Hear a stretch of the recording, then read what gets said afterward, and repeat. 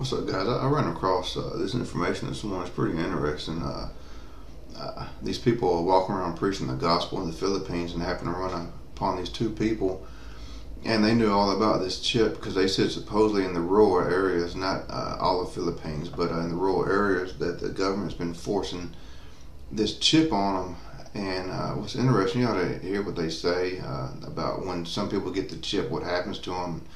Like some of them become zombies and just all kind of stuff. It's pretty crazy. Whether it's true or not, I looked it up and I put the link in the box where I found it. But I mean, it looks reputable. I mean, it's a pretty interesting article, or not article, but interview. Gulat nga ako nung nakita ko to, yung ang 66 sa isang sistema ng pamahalaang pangdaigdig. Eh doon talaga sa amin, nangyayari na talaga to, 666. Yung mga tao nasa baba, nagsigakyatan niya sa bundok, gawa ng hinahabol kami ng mga yung mga simbolo na nga ganito, mga 666. Lahat ng mga tao yan, bawat mahuhuli, meron silang tinatatak na parang bigas lang siya tapos sa loob doon talaga, makikita mo talaga, bawat ng nila dito, may simbolo talaga dito sila, 666 dito sa kaya simula noon, lahat ng mga tao doon sa amin nagsigakyatan sa bundok, yung iba lumuwas na rito. Taga saan po kayo, kuya? Saan.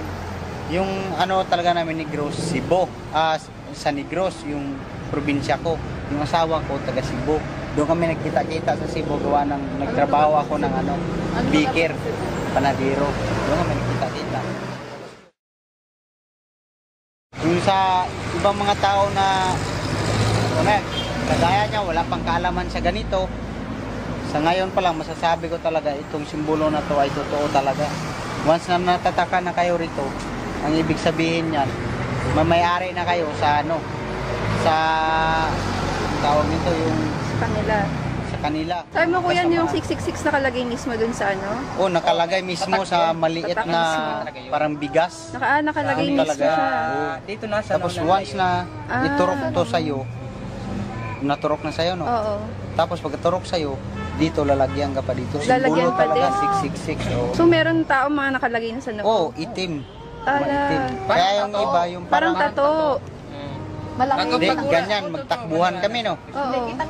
Once na mahuli na yan, 66 yun yung parang wala ka ng malay. Once na natatakan ka na Natataka dito. na. Kasi ka na nila eh. Kumbaga, pag sa na. ka na, hinawakan na nilang yung compute sa'yo eh. Kung Oo. bawat yung iutos nilang masama sa'yo, Yun na. ginagawa mo. Parang robot. Oh, parang control ka na nila. Na once na ganito sabihin, yan, gawin mo yan, patayin mo yan, ganyan, no? Makaya mo na kasi kontrolado ka na nila kung ano. Hanggang ngayon po ba, nandun pa rin yung Oo. Balagi yung umano sa amin doon. Oh. Kuya kayo, taga saan kayo? Taol. Doon din? Santa Catalina naman. Santa Catalina? Oh, sa siya, magkaisang lang kami na. Bayawan ako, Santa Catalina siya. Isa lang bayan namin. Tapos Santa Catalina. Kasi nauso talaga sa amin yan. Kasi sa amin live yun eh. Live talaga yun. Alas 6 pa lang ng umaga. Ay, hapon. Ano yun? Sobrang takot namin. Nagtatago kami, sarado na yung bahay. No? Wala ka rin magawa. Siyempre, marami sila, di ba? Lalo na kung sila. May pasok po ba yung bahay? O, siyempre naman. Hindi talaga, talaga yun. Bali, kunyari, yung bahay mo. O, pasalamat ka, yung bahay mo, talagang simentado. Hindi mabubuksan, lalo na kung yung bakal yung pinto, yan, hindi ka mapapasok. Paano po pag hindi ka nagpalagay? Eh, alam mo na kung anong kalalagyan sa'yo. Oo. Ano po? Siyempre, alam mo na kung ano ibig sabihin ng may kalalagyan ka. So papatayin? Papatayin ka. Papatayin. Kuya, kailan pa nag-start to? Tagal na. Nag-edad ako nun, 7 years old pa lang. 7? Tagal na kaya yan sa amin. Matagal na to nangyayari sa amin. O ilan taon na ako. Presidente? Ilang taon. Yung presidente, Sino presidente? si Irap. Si Erap pa lang. Si Irap pa lang. Pa lang ba nun? Si Irap pa lang yun. Alam ko, sirap. So madami na pong nakatatakan yan. Marami na to nangyayari sa amin talaga. Oras na matatakang ka dyan sa mga na yan. Wala nakalagay talaga 666 Wala ka na nakalagay. nakalagay dito sa mga. Parang tato nga. Oo, totoo talaga Itim. yun. Saka iba yung mga mata nila talaga. Kasi maliit pa kasi ako nun. Bali, tanda-tanda ko nun kasi. Bali, lahat ng taong pag oras na makikita nila. Oo, ganun. Sa pilitan talaga. Sa pilitan yun. Pag oras na hindi ka Nagpalagay. magpalagay, may talalagay ka. Papatayin ka. Papatayin ka. Di bali rin na mapatay ka na lang kaysa sumanib ka rin sa kasamaan. Yun nga yun. Kung ayaw man gusto nila din mamatay, siyempre sasanib na lang sila ron, di ba? At least, Ganun na rin yun. namatay ka man, hindi ka nakasama sa balak na masama yung gawain. Tundok na rin kami nanirahan. Oo, wala. Kasi nauso talaga sa amin yan. Sa mga ano lang yan, sa mga, sa amin, tawag sa amin, pasyalan, no? Tulad ng mga baybay mga medyo maliblib. Yan, ganyan. Yari, barangay, ganito. Di kasi dito sa Maynila, wala kasi kang makikitang medyo maliblib na ano, kabayan. So, sa maliliblib na lugar lang po ba kakaganyan? Oo, siyempre, sino naman ang ano sa kanila maraming tao, di ba? Eh, di, siyempre, kuyogin sila ng mga tao, ang dami na yan. Magano sila, yung sampilitan silang gagawa, yung sa mga medyo maliblib. Patago rin kasi sa kanila, patago. Kunwari, nakasakay silang ganyan, kutsi ano. Mamaya-maya, pero makikita ang tao, bigla hintuan. Kukunin na. O, siyempre, makikita mo talaga yun. Bigla lalapitan na lang yun, tuturukan. Tapos sabay ganyan sa noo. Makita ka. Nangyayari yan, you know? Oh, parang wala akong Maraming narinig. tao kasi. Kaya nagulat nga Pero ako sabi dito ko eh. po, darating yung pagkakataon na pati dito, meron na pong sapilitan na ganyan. Oo. Tatatakan ng Dito? implant. Kung nangyayari na po sa inyo, aabot po yan dito. Kaya nga po, Taga saan po ganyan ba eh. kayo? Dito lang po kami, Quezon City. Kaya nga po, pinagawa na sa amin to para yung tao, ma-warningan na sila na alam nila yung tungkol dyan, yun nga, yung sa microchip na yan. Paano kung hindi naman sa ganun sumuway ako, paano kung sa pilitan gagawin sa yan? May papalag ka ba? Eh, siyempre sila mayroong mga dala. Mas maganda na kung mamatay ka kasi gumawa ka ng kasalanan. Kasi pag dating sa kabuhukong kay God, kasalanan pa rin yung ginawa mo. Hindi, ganito na lang po yan. Basta ay ano nyo na lang, talagang kay Jesu Cristo. Sigaw na lang yung pangalan ni Katoliko Jesu kayo? Cristo. Hindi po. Walang reliyon. Basta sinasampalatayaan namin sa Jesu Cristo. Yun lang po. Kasi Pangalan lang niya. kasi sa ano kasi yung sa akin hindi pa nangyari sa mga akin na mga ganyan. Pero ganyan talaga, naniwala ako diyan. Hindi ako sa lahi namin hindi pa natatakan ng ganyan. At least parang patotoo lang po to dito sa Quezon City, sa Maynila, na nangyayari po. Kasi nangyari na sa inyo. Sabagay, kasi nangyari sa amin yan, hanggang dito mangyari. Opo, mangyari talaga yan. Katatagalan yan. Opo. Sa Amerika, ginagamit yan, tagpapatatak sila para lang sa ospital. Kunyari, wala ka nang bibigay ng mga papeles. Oo, Yun na ganun lang, na. oo. Yun nga Hindi yun sa pilitan parang Oo. kusa yun. Na hindi nila alam yung kapalit nun, masama pala. Pero alam mo kuya, nasa Biblia yan. Nasa Bible yan. O siyempre naman. Na, At mo? naman, makikita mo dun lahat. Yun. Tama ka Doon mo sa makikita. Kasi siyempre sa lahat ng ginagawang Bible, lahat yun nandoon. Amen. Salita yun ng Diyos di ba? Oo, nandun. Pinaunan na niya yun para Kaya- paalalahanan yung mga tao sa mga mangyayari. Para maging handa yung mga tao. Oo. Tama.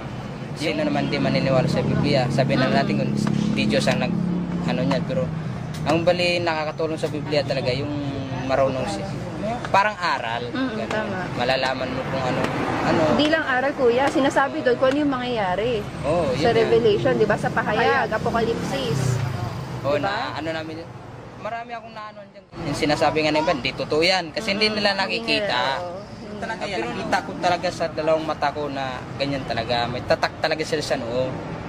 Ano yun? 3 seksyon. 666 Oo, talaga. 3 seksyon nakalagay dito. Parang tato na nilalagay nila. Tato. Hindi namin akalain na literal pala, no? Akala namin Nakita ko parang nga ano to lang eh. Sabi ko, simbolo ng 666, nangyari Yan ito sa pala. amin. Kaya nga sinabi ko sa kanya, di ba nangyari na to sa amin? Sa atin, sabi ko sa kanya. Hindi, ngayon ko pa lang nakita to. Simulan pagka, yung lumaki na. Ngayon na lang ganito. ulit. O ngayon lang ulit kasi hindi Nagulat na. na nga ako. Darating na po kasi yung pagkakataon talaga na pati dito sa Maynila po. So ganito kuya, diba nakasaad yan? Alam mo po babalik na si Jesu Cristo. Nangyayari na yung mga yan. Alam niyo po, yung nangyayari niya patunay kayo. Nakasaad yan sa Biblia po, na pag nangyayari na yung mga yan, sabihin malapit na yung pagdating niya. Na ano niyo po yun? Nabasa niyo na yun? Ikaw kuya, Yan, nabasa mo na yun? Babalik si Jesu Cristo dito? yan, hindi ko pa na. Hindi mo pa na ano. Pag siya bumalik dito, yung mga corrupt na ngayon na nangyari, di ba yung corrupt yung mga gobyerno natin eh. Oh, corrupt. Corrupt, masasama yung mga tao, di ba? Pag siya na yung namuno dito, lahat yan tanggal na. Oo, siyempre. Wala na. So, ano yung mas gugustuhin natin na pamumuhay? Di ba mas gugustuhin na natin yon, yung ganyang pamumuhay na okay na lahat, hindi na kayo maghihirap ganito, di ba? Tahimik. Oo. So, ganun, alam natin na babalik na siya. Ano yung dapat nating paghahanda na gawin ngayon habang nag-aantay tayo sa pagbabalik niya? Inaasam natin yung buhay na mas maganda. Ano yung sa tingin nyo dapat nating gawin habang inaantay pa natin yung ganyang mas magandang buhay? Siyempre, pag-iingat na lang yun. Ingat. Mag-iingat ka, Tsaka, magdadasal. Magdadasal, Oo. di ba?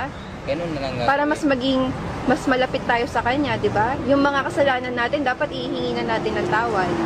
Kasi darating na siya 'di ba? Nakaya naman kung ano pinagbayaran na nga niya yung mga kasalanan natin eh. So, kahit pinagbayaran na niya, importante basta may magagawa tayo, lagi pa rin tayong hihingi ng tawad. Tsaka gaya nga na sabi ni Ate Lenita noon, ay, ano daw, 'di ba? Paggising, pagtulog, dasal agad.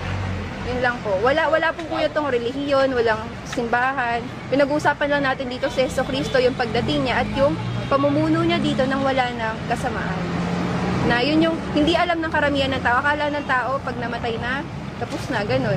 Hindi alam ng tao yung kahirapan dito may katapusan.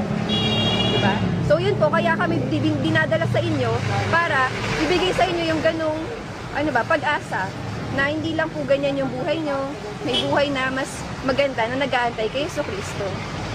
Yun po. Okay po tayo doon. Kuya. Salamat po, salamat. Salamat, Kuya. Kuya, ano pong pangalan nyo? Marvin. Kuya Marvin. Si Ate Lenita. Hi.